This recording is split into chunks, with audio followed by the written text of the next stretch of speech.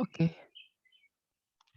Yes. Bismillahirrahmanirrahim. Assalamualaikum warahmatullahi wabarakatuh. Waalaikumsalam warahmatullahi Alhamdulillahirabbil alamin wa bihi nasta'inu ala umuri dunya waddin wassalatu wassalamu ala asyrofil anbiya'i wal mursalin. Amma ba'd. Ya, saya hormati Ustadz Nur Fajri Ramadan dan teman-teman semua yang berbahagia.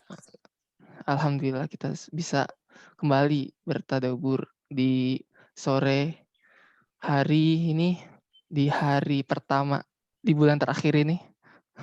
Semoga kita yang puasa dikuatkan hingga Ya, berbuka. satu Dzulhijjah. Hari ini ya sama sih. Ya, di sana udah mau buka puasa ya. Oke, Masya Allah. Masya Allah. Di sana ini Ustadz masih Sini baru selesai subuh. selesai subuh, baru mau siap-siap.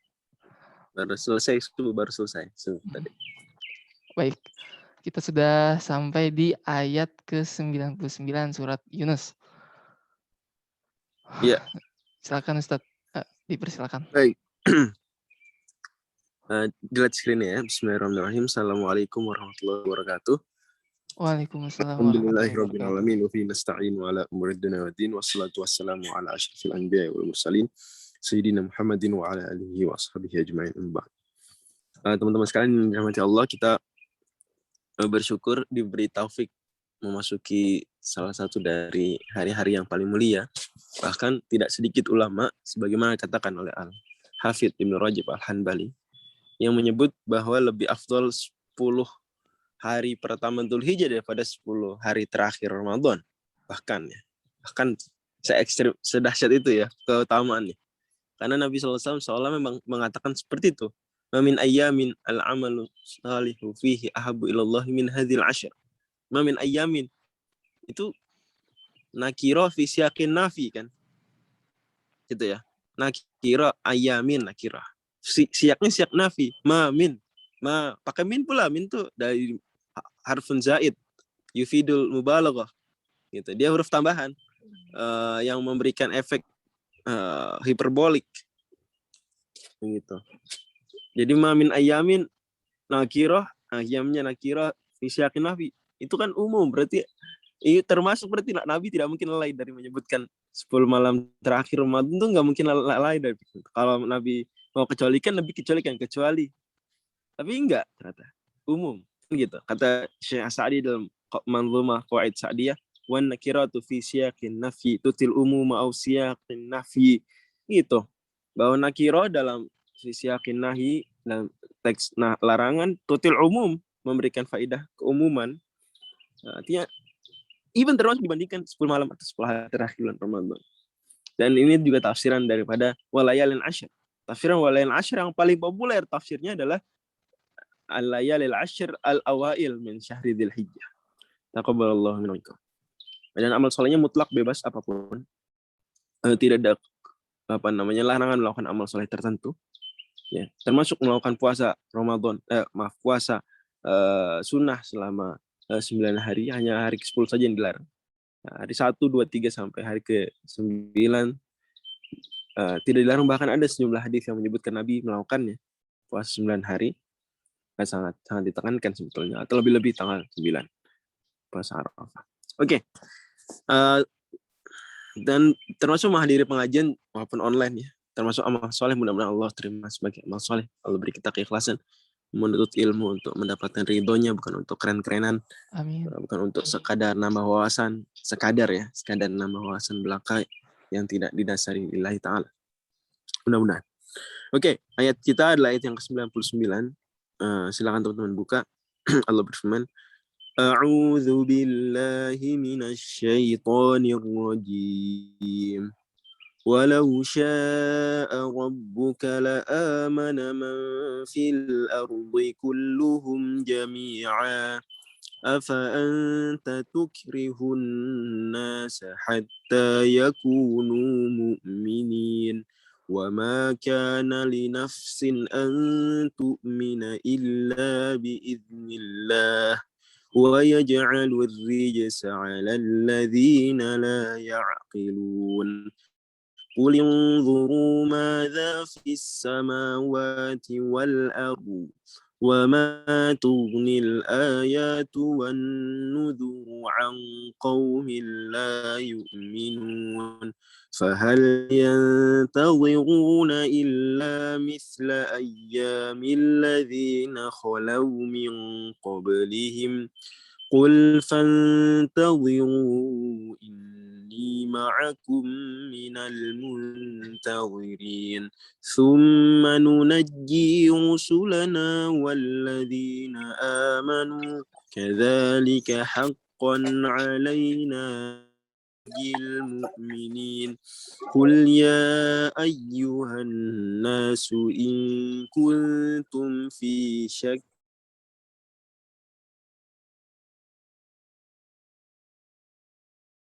تعبدون من دون الله ولكن أعبد الله الذي يتوفاكم وأمرت أن أكون من المؤمنين وأن أقم وجهك للدين حنيفا ولا تكونن من المشركين ولا تدع من دون الله ما لا ينفعك ولا يضرك فإن فعلت إنك إذا من الظالمين وإن يمسسك الله بضر فلا كاشف له إلا هو وإن يردك بخير فلا راد لفضله يصيب به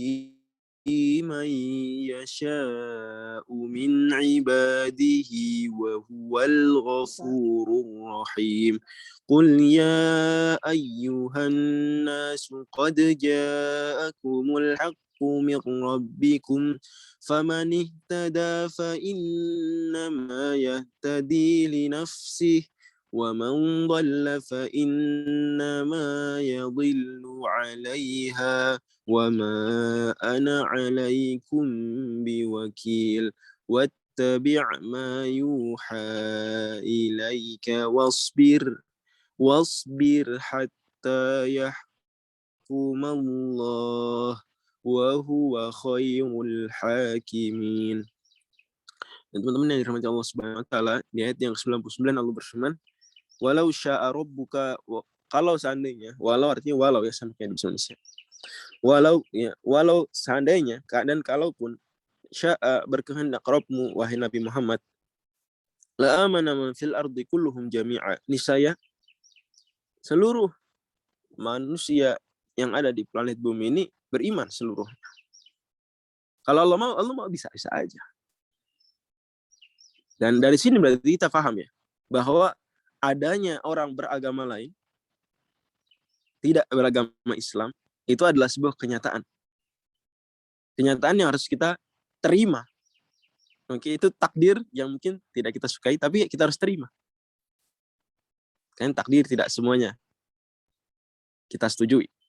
Dalam artian kita suka, kita anggap kebenaran. Ya, sesuai dengan syariat, enggak.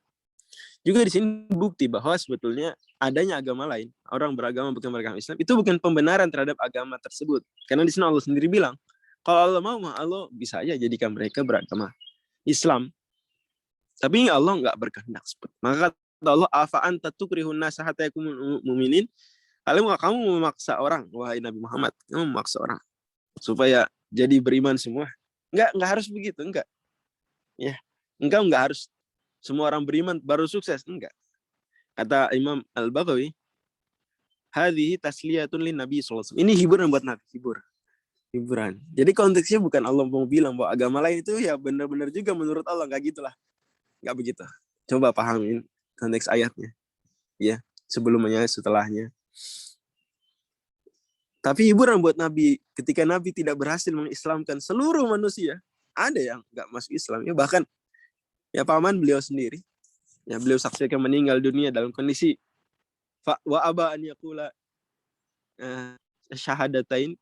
Hadis Bukhari Muslim, Nabi menyaksikan paman beliau sendiri Abu Thalib enggan meninggal dunia dalam kondisi enggan mengatakan la ilaha illallah, mengatakan atau masuk Islam. Ya, maka Nabi sampai dihibur dalam beberapa ayat, innaka la tahdi man ahbabta walakinallahu yahdi man yasha, di surat 28, surat Al-Qasas. Jadi konteks ini apa? Hadihi tasliyatun Nabi, bukan pembenaran agama lain. Oh, kamu kenapa menganggap agama lain salah? Kalau agama lain salah, harusnya nggak ada dong di muka bumi. Oh, itu keliru. Konsep itu kesimpulan yang keliru Anda dapat. Cara berpikir yang nggak benar. Ada orang berpikir gitu, kalau agama lain selain Islam salah, kenapa Allah biarkan kok ada orang beragama selain Islam? Malah Allah ciptakan. Ya. Kenapa? Malah Allah kasih rezeki mereka. Ya itu Allah berkehendak saja. Penuh dengan wisdom, kebijaksanaan, bukan pembenaran. Makanya di sana Allah bilang, kalau Allah mau, wahai Nabi Muhammad, Allah bikin semua masuk Islam. Tapi Allah tidak memaksa. Dalam urusan agama tidak memaksa. Jadi sebenarnya nggak ada juga ya konsep agama warisan. Enggak, inherited religion tuh nggak ada. Karena pada akhirnya meskipun kita born Muslims, ya alhamdulillah itu nikmat luar biasa. Tapi even kita born Muslims, lahirnya itu kondisi ayah ibu kita Muslim, lahir sejak awal udah masuk Islam, udah ada berislam, tetap pada akhirnya Allah bilang di Al-Quran, faman sya'a falyu'min waman sya'a falyakfur. Mau beriman ya silakan, mau nggak beriman silakan juga. Tapi masing-masing ada resikonya. Inna atadan lil zalimina naran ahata bihim suradiquha. Orang yang memilih jalan tidak beriman, ya kami siapkan punishment di akhirat. Oke. Wadzalika annahu kana harisan ala an yu'mina jami'un nas. Karena Nabi SAW sangat semangat semua orang masuk Islam. Nah, ini juga penegas ya bahwa pada akhirnya memang Islam agama yang benar. Buktinya Nabi Muhammad SAW pengen semua orang masuk Islam. Nabi Muhammad ini Nabi Muhammad ada, kira-kira kita mungkin gak tuduh Nabi Muhammad ekstremis. Kira-kira gimana kalau ini Nabi Muhammad ekstrim, Nabi Muhammad ekstremis nih. Tidak moderat. Gimana? Bener gak? Mungkin gak? Mungkin gak sih? Yang moderat itu orang-orang sekarang gitu. Ada sebagian orang itu mereka moderat. Karena kata mereka, ya orang kita nggak usah ngajak orang masuk Islam. Agama lain pun mungkin bawa ke surga. Itu moderat kata mereka. Mungkin nggak itu mereka yang moderat, Rasul itu ekstremis? Mungkin nggak? Terus mereka masuk surga gitu, Rasul gimana? Menyimpang? Gimana, Kang Zidin? Nggak ya? Atau mereka mungkin punya nabi lain? Tapi intinya Nabi Muhammad SAW yang penting ingin banget semua orang masuk Islam. Dan kita harus punya keinginan seperti itu. Jadi sekalipun kita pada akhirnya mengakui dan menerima kenyataan yang tidak, ya kenyataan pahit ya. Qadarullah masyafa'al, Allah berkehendak, Allah mau, dan Allah menjadikan seperti itu. Tapi kita sebenarnya pengen semua orang masuk Islam. Pengen semua orang masuk Islam. Nabi annahu kana harisan ala an yu'mina jami'un nas. Fa akhbarallahu jalla dzikruhu annahu la yu'minu illa man qad sabaqa lahu minallahi sa'adah wa la yadhillu illa man sabaqa lahu syaqa. Pada akhirnya Allah kasih tahu, Nabi tidak akan beriman kecuali orang yang sudah Allah takdirkan akan bahagia di akhirat. Tidaklah kemudian sesat kecuali orang yang Allah sudah takdirkan demikian. Oke, wa ma kana nafsin an tu'mina illa biiznillah. Ini ayat selanjutnya mempertegas. Ya, tidaklah satu jiwa pun beriman kecuali dengan izin Allah. Berarti kita dari sini juga menyadari ya. Ini pelajaran lain. Banyak sekali mutiara berharga dari setiap ayat Quran sebetulnya, cuma ya kita coba petiklah sedikit-sedikit bahwa kita beriman saja nih, jangan take it for granted ya. Ya kita udah beriman dari sana. Enggak, kita harus syukuri karena pada akhirnya kita beriman juga ini dengan biiznillah loh. Jadi Kang Zidan Muslim kamu, Kang Zidan itu dengan izin Allah, alhamdulillah. Itu dengan izin Allah. Jadi enggak di luar kehendak Allah, enggak, semua dengan izin Allah. Jadi kita senang banget. Ternyata kita Islam ini diizinkan sama Allah loh. Senang. Itu ya membuat kita lebih berbahagia dan lebih bersyukur. Teman-teman mungkin pernah nggak sih merasa gitu ya, masuk sekolah keren gitu ya. Terus teman-teman ternyata kepala sekolah nggak tahu teman-teman masuk sekolah itu. Ya senang sih, coba biasa-biasa aja, ya nggak sih? Biasa-biasa aja. Kepala sekolah nggak tahu sih masuk sekolah ini. Tapi kalau kepala sekolahnya tahu banget kita masuk sekolah itu. Bahkan kita masuk sekolah itu tuh satu-satu namanya ditandatanganin dengan penuh kesadaran. Itu kita lebih senang nggak kira-kira? Wah, saya masuk sekolah ini dengan izin rektor, dengan izin kepala sekolah. Dia tahu saya masuk sini dan dia persilakan. Itu lebih membahagiakan lagi. Ya. Atau kita misalnya masuk satu negara lah gitu ya. Kita masuk dengan izin kan, pakai visa. Tapi ya nggak tahu presidennya sadar apa enggak ya, dia secara tidak langsung dia ngasih izin ke kita. Ya, tapi kan nggak secara langsung banget. Jangankan presiden ya, mungkin menteri imigrasinya, menteri hukum dan HAM-nya mungkin nggak tahu nama kita tuh masuk secara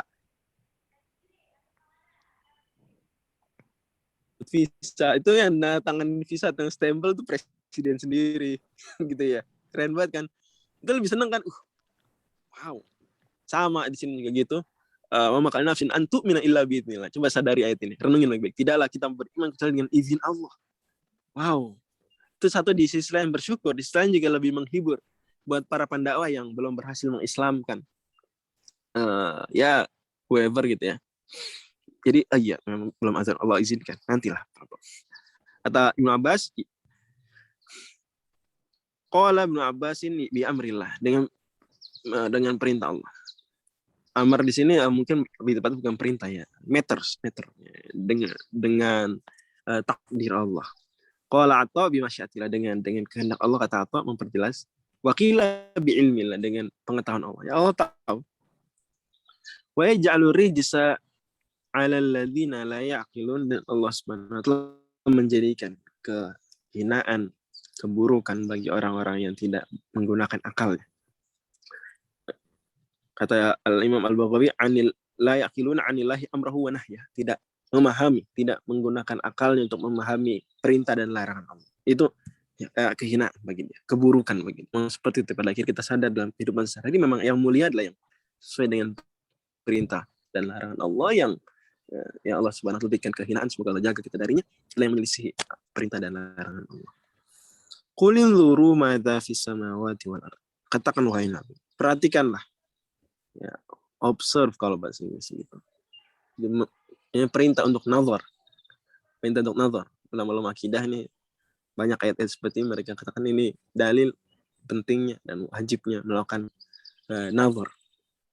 Ya, memperhatikan. Kita iman tuh tidak, ya jangan warisan tadi saya sudah bilang ya. Tapi kita lihat alam semesta. Lebih diresapi iman tersebut. Apa di langit dan apa yang di bumi. Minal ayati wad dalaili wal ibar, kata Imam Al-Baghawi, dari tanda-tanda kekuasaan kami, dari bukti-bukti kebenaran agama kami, dari pelajaran-pelajaran di alam ini semua. Ini ayat-ayat kauniyah. Ayat-ayat kauniyah juga sama. Jadi Allah sering memerintahkan untuk memperhatikan ayat-ayat qauliyah Al-Quran, termasuk hadis berarti, dan juga untuk Allah juga perintahkan memperhatikan ayat-ayat kauniyah. Fafis samawati syamsu wal qamar wa nujum wa ghairuha. Wa fil ardil jibalu wal bihar wal anhar wal asjar wa ghairuha. Di langit ada bintang, matahari, bulan. Dan selainnya di bumi ada pegunungan, ada laut, lautan, ada sungai-sungai, ada pohon-pohon dan selain. Perhatikan. Itu menambah keimanan teman-teman sekalian. Menambah keimanan. Ini juga berarti penting juga untuk kalau misalnya kita butuh melakukan traveling sedikit ya, untuk melihat semakin banyak lain ya, pemandangan yang lain-lain, menambah keimanan kita, maka itu menjadi hal yang diperintahkan dan penting juga. Jadi biasakan kalau naik kereta nih, perhatikan sekeliling. Itu nambah keimanan, ya, tentu dengan didasari keimanan. Nazarnya, di observationnya itu didasari keimanan. Qul inzuru madza fis samawati wal ardh. Tapi kata Allah, sayang banget, wa ma tughnil ayat wa nuzuru an qaumin la yu'minun. Sayang bahwa peringatan Allah, tanda-tanda Allah tadi, ayat-ayat kauniyah itu enggak berguna bagi orang yang enggak beriman. Karena kita bisa lihat banyak orang yang melakukan traveling ke banyak tempat, dia bahkan melihat tanda-tanda kekuasaan Allah yang luar biasa, tidak hanya di planet bumi, bahkan di luar angkasa. Tapi kok kenapa? Ya karena itulah, pada akhirnya tidak dilandasi keimanan, dan dia menolak. Seringkali sebetulnya ketika melihat tanda kekuasaan tersebut, ada panggilan iman, tapi dia tidak mau sambut panggilan tersebut. Sering terjadi seperti itu. Sering. Ya kita lah, nggak usah jauh-jauh. Kita sering kayak gitu. Sering nggak hati kecil kita mengajak kepada kebaikan, kita terus tolak? Pernah nggak? Hati kecil kita nih ngajak kepada kebenaran, ngajak untuk berhenti dari keburukan, tapi kita tolak. Nggak mau. Pernah nggak?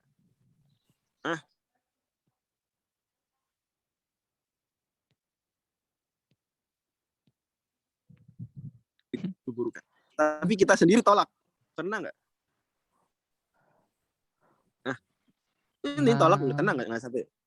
Tolaknya tolak hawa nafsu ya. Saya nggak bilang tolak mengingkari inat, enggak, kalau itu keluar dari Islam lah. Kalau seandainya menolak ayat Quran, tapi nolak hawa nafsu gitu ya, mis. Mungkin pernah ya. Kalau kita pernah berdosa berarti pernah kita tahu kebenaran, terus itu berarti pernah. Sebenarnya hal yang terjadi juga di banyak orang itu seperti itu. Dia non muslim, dia ada panggilan jiwa fitrahnya kepada Islam, tapi dia tolak. Banyak kasus para calon sahabat gagal ya. Calon sahabat gagal maksud saya adalah non muslim di zaman Nabi yang akhirnya meninggal dalam keadaan tidak berislam. Itu kan calon sahabat gagal ya. Andai mereka masuk Islam jadi sahabat kayak Umar gitu. Convert, super gitu ya. Andai kayak Abu Sufyan convert super, Khalid bin Walid. Tapi ada yang gagal, nggak masuk Islam. Sering pertimbangan ternyata bukan karena belum tahu itu benar, enggak. Seperti ada yang tidak masuk Islam kasus gara-gara Islam mengharamkan khamr. Dia nggak jadi masuk Islam gara-gara Islam mengharamkan khamr. Ada yang nggak jadi masuk Islam karena Islam menyamakan antara ras-ras yang berbeda. Ya, seperti Al-Walid bin Mughirah. Dia nggak masuk Islam itu karena bagi dia pride Arabnya harus dijaga. Nggak mau dia disamakan dengan Bilal, dengan yang non Arab, nggak mau. Maka dia yang menolak masuk Islam karena pertimbangan itu. Itu kisah Abbas SWT juga. Al-Walid di situ, ada di situ. Nabi kenapa kok Abbas ke Abdullah bin Umi Maktum? Karena memperhatikan pertimbangannya Al-Walid bin Mughirah. Tapi ya pada akhirnya itu pertimbangan yang keliru. Nabi mungkin berstrategi, tapi mungkin saat itu Allah pandang strateginya tidak tepat. Ada yang kamu masuk Islam karena lain-lain. Ada karena faktor kesukuan seperti Abu Jahal. Gak masuk Islam kan karena nggak tahu Islam itu benar. Tahu Islam itu benar tapi kesukuan. Seperti Kaisar Tsar Rusia ya, tahu ya? Tsar berapa tapi nggak tahu, saya lupa. Pokoknya Tsar Rusia itu masuk Islam. Gak jadi masuk Islam gara-gara Islam mengharamkan khamr. Gak jadi. Ada yang Heraklius dalam hadits Sahih Bukhari gak jadi masuk Islam karena khawatir kehilangan kekuasaannya, power. Heraklius, Kaisar Romawi Timur waktu itu. Jadi seperti itu ada. Ilmuwan kadang hari ini ilmuwan dia tahu kebenaran, dia melihat. Bahkan banyak pertanyaan tuh nggak bisa terjawab kecuali kalau meyakini adanya Allah. Nggak banyak ya. Pada akhirnya tentu Allah Subhanahu wa taala mengatur alam semesta dengan asbab ya. Ada sebab-sebab yang bisa dikaji secara ilmiah. Gitu ya, bisa ya. Seperti ya turun hujan, ya Allah yang menurunkan hujan, tapi Allah turunkan hujan tidak lupa Allah jelaskan juga ya. Secara tegas atau secara ya mengajak kita untuk berpikir, untuk meneliti. Allah tunjukkan ada sebab-sebabnya, prosesnya bisa digali secara ilmiah. Tapi itu tetap pada akhirnya terjadi hal seperti itu dengan kehendak Allah. Tapi ya mamatunil ayat wa nudhiru an qaumil la yu'minun ya. Kalau orang nggak beriman ya ngelihat berkali-kali setiap hari ayat-ayat kebesaran Allah, tidak bertambah imannya, tidak tergerak untuk masuk Islam. Atau ada gerakan, ada ajakan, ada dorongan masuk Islam, dia tolak. Oke. Kata Imam Al-Baghawi, wa hadza fi'il fi qaumin, ini terjadi pada orang-orang yang Allah sebenarnya tahu dia tidak beriman. Dan Allah tidaklah menakdirkan itu kecuali pada orang yang memang dia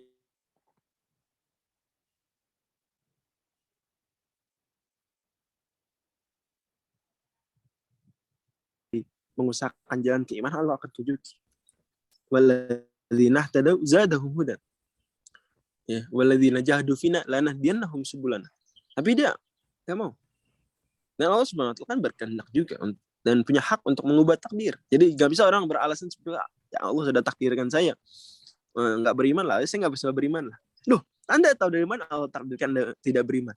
Pun andai Anda takdirnya sekarang nih enggak beriman, kan bisa Allah mengubah. Kenapa Anda enggak tekad Allah mengubah takdir Anda? Sama halnya seperti kita nggak tahu sekarang mungkin kita miskin misalnya contoh ya, atau nilai kita jelek, kita masih bodoh misalnya di kampus. Pola berpikirnya sama. Ya kenapa kita berpikir Allah menakdirkan kita miskin. Karena jangan Allah menakdirkan kita kaya, cuma kita disuruh berusaha dulu nih. Bisa jadi. Atau let's say takdir Anda sekarang banget nih miskin. Tapi kan Allah bisa mengubah takdir. Allah punya hak mengubah takdir. Anda berdoa pada yang minta takdirnya diubah, atau Anda berusaha nanti Allah melihat usaha Anda, Allah ubah takdir, dan seterusnya banyak. Jadi kenapa dalam urusan keimanan menjadi orang-orang yang berpasrah begitu saja, tidak ikhtiar. Giliran dalam urusan dunia, rezeki, Anda lupa takdir malah. Dalam berikhtiar, Anda kadang lupa takdir. Wahal yantaziruna illa mithla ayyamil ladzina khala min qablihim. Jangan mereka, yakni musyriki Makkah, kata Imam Al-Baghawi, menunggu-nunggu kecuali menunggu seperti hari-hari yang telah berlalu bagi umat-umat sebelum mereka. Ini hari-hari azab, kata Imam Al-Baghawi, min mukadzibil umam, dari umat-umat yang mendustakan. Qala Qatadah, yakni waqa'i Allahi fi qaumi Nuh wa 'Adin wa Samud. Ini maksudnya Allah, mereka orang musyrikin Quraisy, kata Qatadah, salah satu orang musyrikin Quraisy, apa mau beriman ini nunggu dulu azab seperti kaum Nabi Nuh, kaum 'Ad, kaum Samud. Wal arabu tusammil azaba yaman. Ini penting nih, faidah. Al-Baghawi ngasih kita faidah baru. Apa faidahnya? Yaitu orang Arab sering menyebut azab itu dengan ayam. Bi ayyamillah, ay bi azabillah, sering. Kenapa? Juga karena Allah tahu menyebut sebaliknya. Nikmat-nikmat juga ayam. Kaqaulihi wa dzakirhum bi ayyamillah. Yang tadi saya sebut. Surat Ibrahim ayat 5. Wa dzakirhum bi ayyamillah. Ingatkan mereka, wahai Nabi Musa, dengan ayyamillah, hari-hari Allah, maksudnya nikmat-nikmat Allah. Kenapa? Gitu? Karena wa kullu ma madha 'alaika min khairin wa syarrin fa huwa ayyam. Karena semua yang telah berlalu dalam hidupmu, itu baik atau itu buruk, ya, itu azab atau itu nikmat, itu ayam, telah menjadi hari-hari yang telah berlalu, telah lewat. Jadi ini faidah bahwa ayat kadang bicara ayam, jadi kita tahu di sini bisa bermakna azab atau bermakna nikmat. Selain juga kita tahu juga di lain waktu ayam bisa berarti juga harb, perang. Ayam bisa artinya perang. Masya Allah, jadi bahasa Arab ada kiasan-kiasan, ada makna-makna yang diperluas. Oke. Qul fantadziru inni ma'akum minal muntadzirin, katakan, ya silakan tunggu, aku juga ikut-ikutan nunggu seperti kalian. Kalau mau nunggu azab, ya aku juga nunggu deh. Tsumma nunajji rusulana walladzina amanu. Kemudian kami saat azab itu datang akan selamatkan rasul-rasul kami dan juga orang-orang yang beriman. Tsumma nunajji rusulana. Ada juga yang baca seperti Yakub, ya. Tsumma nunji rusulana. Kadzalika, demikianlah, seperti itulah, haqqan, telah menjadi kewajiban atas kami, alaina nunjil mu'minin, untuk menyelamatkan orang beriman. Nunjil mu'minin. Oke. Ada juga yang baca nunajjil mu'min. Nunajjil mu'min. Ya. Jadi ada yang baca nunji, ada yang baca nunajjil mu'min, sama. Najja dan anja artinya bima'nan wahid, kata beliau. Najja yunajji sama seperti anja yunji. Nunji, anja yunji, injaan, menyelamatkan. Sama. Najja yunajji tanjiatan. Nah, itu juga artinya menyelamatkan. Ya, tentu nanti pada akhirnya kalau mau dikaji lebih detail lagi, ya ada juga bedanya. Tapi bedanya saling melengkapi antara najji dan nunji. Qauluhu ta'ala, Allah berfirman, qul ya ayuhan nasu in kuntum fi syakim min dini, katakan wahai Nabi Muhammad. Dan sekali saya sering bilang ya bahwa surat Makkiyah itu banyak kulnya. Bahkan surat Madaniyah pun begitu, tapi lebih banyak lagi surat Makkiyah. Jadi dari situ kita paham bahwa Al-Quran ini turun sering menjadi inspirasi Nabi untuk berdakwah. Ini Allah nyuruh, katakan, Nabi sampaikan. Nah, ini berarti dialog. Al-Quran sebetulnya dialog. Ya, dialog dengan orang musyrikin, dengan ahli kitab, dialog. Hari ini mereka mengatakan sesuatu tentang Islam. Allah turunkan ayat, Nabi suruh respon. Dialog berarti. Masya Allah. Kita bayangkan, siapa ada kul, itu bayangkan, berarti ada Nabi diapain nih? Satu. Terus Nabi suruh merespon. Gitu ya. Memang seperti itu. Dan kalau konteksnya syubhat, memang demikian. Terutama surah Makkiyah itu isinya adu argumen. Karena waktu itu belum ada haji jihad fisik, jihadnya dengan pure hanya dengan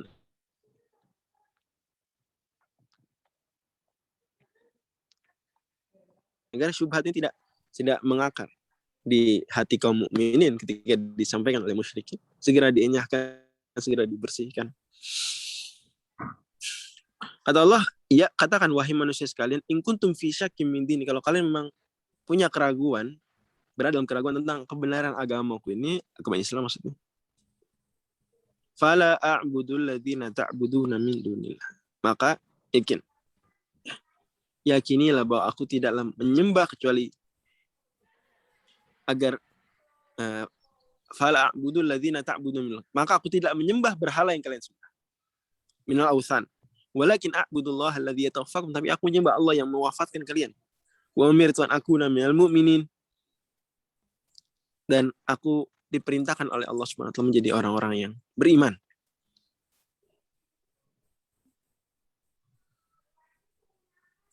Nah, ini ada pertanyaan menarik dibawakan oleh Al-Baghawi. Fa in qila kaifa qala in kuntum fi syakkin wa hum kanu ya'taqiduna butlana ma ja'a bih.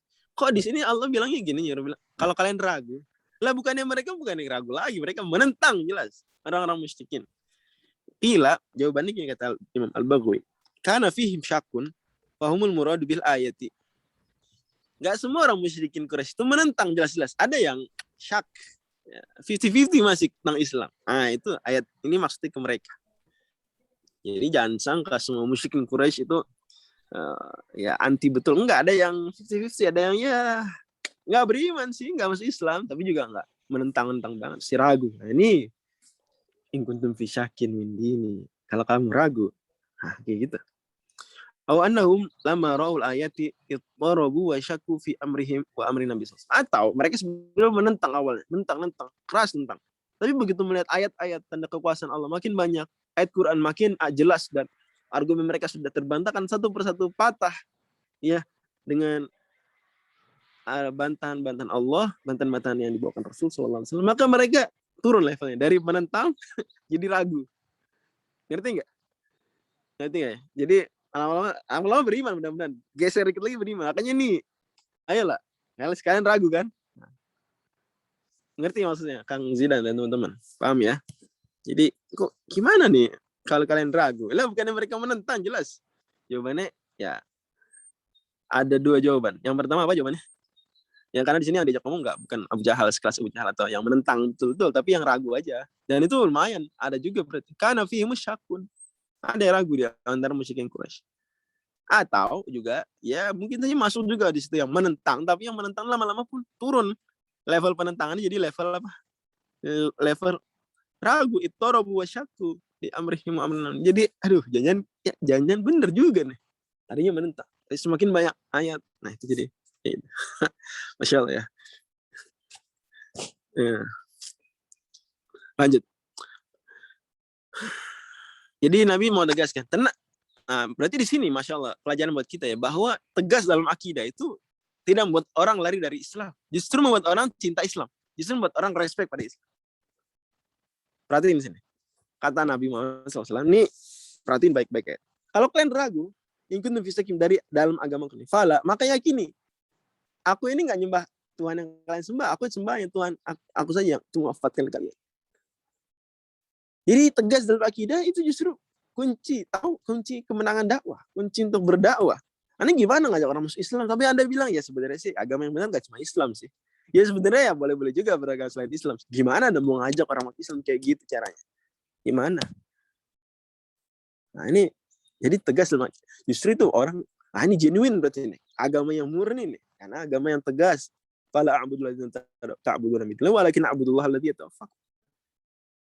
Tentu harus dibarengin dengan akhlak yang mulia, teman-teman sekalian.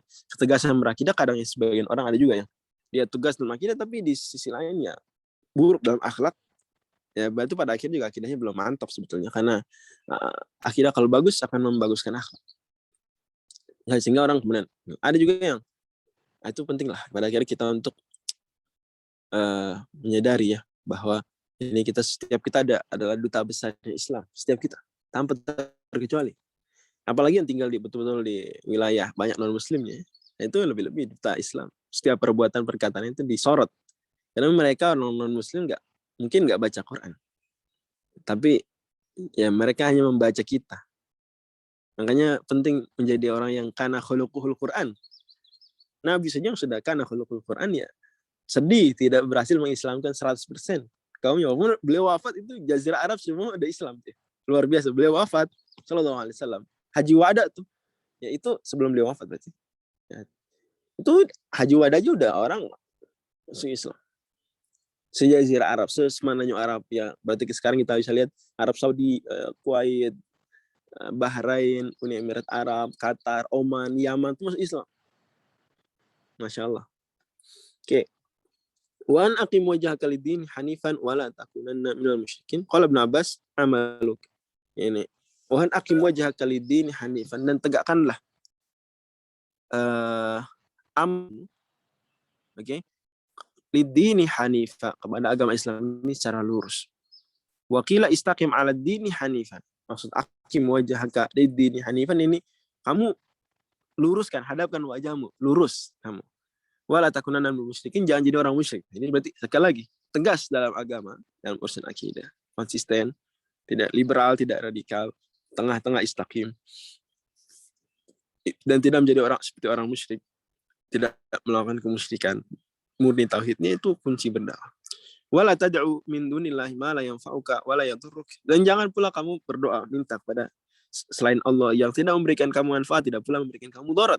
Seperti contohkan doa ya kepada ya let's say Nyi Rol Kidul, minta pada Nyi Rol Kidul, minta kepada berhala-berhala, minta kepada siapapun selain Allah, minta, dan mereka meyakini seperti disinggung di awal-awal surat Yunus bahwa mereka ini punya nafa, punya dhar ya, mereka bisa memberikan manfaat, ada keyakinan seperti itu. Mereka ada keyakinan ini keris ini bisa memberikan mudarat kalau kita nggak muliakan. Yang mana kita yakini itu semua berarti pada akhir kita jatuh pada pintu-pintu kemusyrikan atau jatuh pada kemusyrikan itu sendiri. Wala tad'u min dunillahi ma la yanfa'uka wa la yadhurruk. Fa in fa'alta, kalau kamu melakukan itu, fa innaka idzan minadh dhalimin. Kalau kamu melakukan tadi, berdoa pada selain Allah yang kamu yakini bisa memberikan manfaat, bisa memberikan mudarat, padahal in fact kenyataannya dia nggak bisa beri manfaat, nggak bisa beri mudarat. Fa innaka idzan minadh dhalimin. Kalau kamu melakukan itu berarti kamu orang musyrik. Ad-dharrin li anfusihim al-wadi'ina lil ibadati fi ghairi mawdi'ih. Kamu kenapa disebut zalim? Orang musyrik kenapa disebut zalim? Karena orang musyrik zalim terhadap dirinya, membahayakan dirinya, membuat dirinya beresiko masuk neraka. Orang musyrik kenapa disebut zalim? Yang kedua, karena al-wadi'ina lil ibadati fi ghairi mawdi'ih, meletakkan ibadah tidak pada tempat, mempersembahkan ibadah tidak pada yang seharusnya. Nah, itu kan zalim. Definisi zalim kan wad'u syai' fi ghairi mahalli, meletakkan sesuatu tidak pada tempatnya. Keadilan adalah wad'u syai' fi mahalli, meletakkan sesuatu pada tempat. Ibadah harusnya kepada Allah, Anda persembahkan pada selain Allah. Zalim berarti. Maka orang musyrik sebetulnya zalim. Anda ya mungkin dia bisa adil dalam beberapa urusan dunia, tapi kalau bicara general speaking secara umum ya totally mereka zalim. Karena pada akhirnya melakukan kezaliman yang sangat besar. Itu zalim kepada rububiyah dan ilahiyahnya Allah Subhanahu wa taala.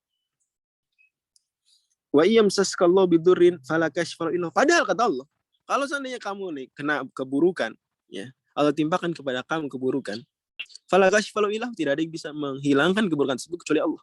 Wa yuridaka bi khairin fala radda li fadli. Kalau Allah menghendaki kepada kamu kebaikan, maka tidak ada yang bisa menolaknya. Menolak karunia Allah tersebut. Yusibu bihi man yasha'u min ibadihi. Allah menimpakan apapun yang dia kehendaki kepada hamba-hambanya, wa huwal ghafurur rahim. Allah Maha Pengampun, Allah Maha Pengasih. Ini menarik menutup ayat dengan Ghafurur Rahim, seolah bahwa keburukan yang ditimpakan Allah pada kita itu pada akhirnya menghapus dosa. Kita berharap ya, dan saudara-saudara yang di Indonesia, saudara kita yang sedang, Masya Allah, ini musibah luar biasa. Saya lihat beritanya juga, lihat status WhatsApp teman-teman. Ya Allah, sedih saya. Masya Allah. Ini people are dying di Indonesia ini luar biasa. Mana yang, walaupun kita juga harus sebarkan berita positif juga agar mungkin meningkatkan iman teman-teman yang sedang sakit, bahwa tingkat kesembuhan itu sangat tinggi. Alhamdulillah, sangat tinggi. lebih dari 28.000 per hari, itu sangat tinggi.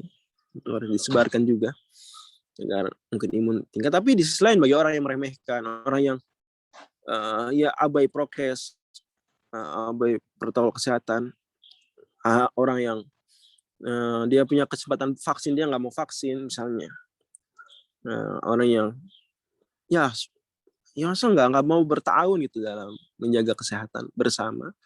Ini harus diberi peringatan berupa kasus-kasus seperti itu. Ya. Banyak masalah kemarin, salah satu ulama besar Indonesia, Kiai Rashid Syafi'i wafat. Masya Allah. Semoga Allah merahmati beliau. Ini kehilangan besar sebetulnya umat Islam di Indonesia, khususnya dan umat Islam di dunia pada umumnya, karena beliau dan ulama sembarangan tingkat level dunia. Ya. Kemudian sebelumnya banyak lagi, bahkan juga kemarin juga di hari yang sama Kiai Haji Zainuddin Jazuli juga sama meninggal. Itu beliau kiai besar di Al-Falah Pelosok. Ini pondok pesantren mengajarkan fikih madzhab Syafi'i luar biasa. Al-Falah Pelosok, salah satu tempat kalau mau ngaji fikih itu ke pelosok. Al-Falah Pelosok. Masya Allah, meninggal juga di hari yang sama, luar biasa. Dan banyak sebetulnya sebelumnya. Ini kita khawatir setelahnya juga semakin banyak. Teman-teman sekali ini juga penting. Tapi di sisi lain, wahwal ghafur rahim. Itu juga al-ghafur ar-rahim. Semoga itu menjadi sebab terampunkannya, semoga menjadi sebab terahmati. Amin ya rabbal alamin. Semoga Allah maghfir lahum warhamhum wa'afihim wa'fu anhum wa akrim nuzulahum wa wasi' madkhalahum wa abdilhum darun khairan min darihim. Amin ya rabbal alamin. Oke, ayat selanjutnya, qul ya ayyuhan nasu qad ja'akumul haqqu mir rabbikum. Katakan lagi wahai Nabi kepada mereka, telah datang wahai manusia sekalian kebenaran dari sisi Tuhan kalian. Famani tada fa inna ma yatadi nafsi. Barang siapa yang mengikuti petunjuk tersebut, ya dia mengikuti petunjuk tersebut kebaikan untuk dirinya. Wa man dhalla fa inna ma yadhillu 'alaiha. Kalau dia menyimpang, dia memilih jalan kesesatan, ya dia berarti membawa keburukan buat dirinya sendiri. Wa ma ana 'alaikum biwakil. Katakan wahai Nabi kepada mereka, aku tidaklah merupakan penolong, menjamin kalian. Kata Ibnu Abbas, nasakhat ayatul kitab. Imam Al-Baghawi, ini prinsip ini penting teman-teman ketahui, bahwa beliau prinsipnya semua ayat yang di situ kayak Nabi Muhammad gak mau ikut campur urusan orang, itu beliau pegang pendapat Ibnu Abbas, itu sebagian pendapat Ibnu Abbas, bahwa itu dinasakh dengan ayatul kitab. Itu kita maksud adalah surat At-Taubah surat 9, idzan salakal asyhurul hurum faqtul musyrikin haitsu wajadtumuhum, itu ayat. Surat At-Taubah di halaman yang pertama, di ayat yang kelima, itu ayat kitab. Ini semua ayat yang kesannya ya udah kalian terserah. Itu dinasakh dengan ayat kitab. Nah, ini pendapat marjuh sebetulnya. Dengan pandangan penafsir lain, tapi bukan tempat di sini untuk mengkritisinya. Kita sedang mengkaji kitab Ma'alimut Tanzil, jadi kita pegang dalam pengajian ini pendapat ini, bahwa memang kita ingetin baik-baik. Imam Al-Baghawi begini prinsip. Ya, sebagaimana disebut oleh Imam Ibnu Al-Arabi juga sama. Nasakhat ayatul kitab. Ini pendapat banyak penafsir. Walaupun sekali lagi saya singgung, kalau kita lihat penafsir lain, banyak yang mengatakan enggak masuk ayat-ayat seperti ini. Ada konteksnya, tetap bisa diamalkan. Tidak masuk. Karena ini ayat ini menasakh, kata Ibnu Arabi, 80-an ayat. Masya Allah. Wattabi' ma yuha ilaika wasbir hatta yahkumallah, dan ikutilah apa yang diwahyukan pada engkau, wahai Nabi Muhammad SAW, dan bersabarlah sampai Allah memberikan putusan. Minasrika wa qahri aduwika wa idhari dinika wa idhari dinihi, dengan menolong engkau, menang pada engkau, mengalahkan musuh engkau, dan memenangkan agamanya. Wa huwa khairul hakimin. Allah sebaik-baik memberi putusan. Fa hakama bi qital musyrikin wa bil jizati ala ahli kitabi yu'tunaha an yadi wa hum saqirun. Kata Imam Al-Baghawi, di antara buktinya adalah Allah nanti memberikan putusan mewajibkan jihad secara makkiyah. Nanti di Madaniyah mewajibkan jihad memerangi orang-orang musyrikin, dan bagi ahli kitab ada jizyah mereka berikan kepada Nabi SAW, wahum saghirun, dalam kondisi tertundukkan, kondisi tidak mulia. Demikian wallahu a'lam. Akhir dari surat Yunus.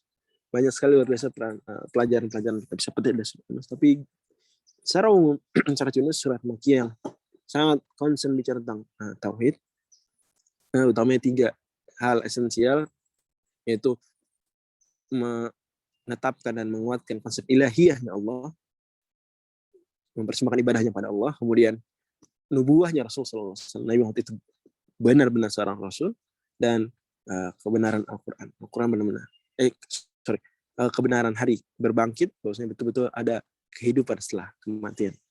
Itu yang sebenarnya. Dan diberikan contoh umat-umat yang dibinasakan, umat Nabi Nuh, Musa, maksudnya orang-orang Firaun dan tentaranya, kemudian diberikan contoh orang yang diselamatkan, kemudian mereka beriman. Itu kaum Nabi Yunus. Maka disebut surat Yunus. Karena istimewa sekali kaum Nabi Yunus nih, sudah menurut pendapat kemarin sudah kita bahas, itu sudah ngelihat azab dari jauh. Itu mereka segera beriman. Fanafa'aha imanuha. Iman itu berguna. Kalau enggak, maka kaidah umumnya sebetulnya kalau sudah melihat azab, tidak berguna lagi iman. Seperti halnya kaum Nabi Nuh sudah melihat banjir, enggak berguna mau beriman saat itu. Seperti halnya Firaun. Sudah tenggelam, hatta idza adrakal gharq qala amantu annahu, enggak berguna. Maka kita diberikan keteguhan di atas agama, kita juga kalau bisa sebarkan. Ya, ini merupakan kewajiban kepada kita menyebarkan pesan-pesan keislaman, baik secara perilaku maupun secara lisan, kepada teman-teman kita yang lain yang non-muslim, agar mereka kemudian tergerak untuk masuk Islam. Wallahu a'lam. Nah, kita tutup dengan doa kafaratul majelis. Subhanakallahumma wa bihamdika asyhadu an la ilaha illa anta astaghfiruka wa atubu ilaik. Assalamualaikum warahmatullahi wabarakatuh. Silakan Kang Zida. Waalaikumsalam warahmatullahi wabarakatuh. Bagaimana Ustaz, ada sesi tanya jawab nggak Ustaz? Enggak ada. Nggak ada ya? Oke, baik. Kita alhamdulillah rabbil alamin, kita sudah melaksanakan kajian petang tadabbur. Insyaallah kita akan melanjutkan kajian petang tafaqquh di pukul 17.00 insyaallah. Teman-teman juga diingatkan untuk mengisi absen ya, seperti biasa. Ya, baik. Saya izin sebentar.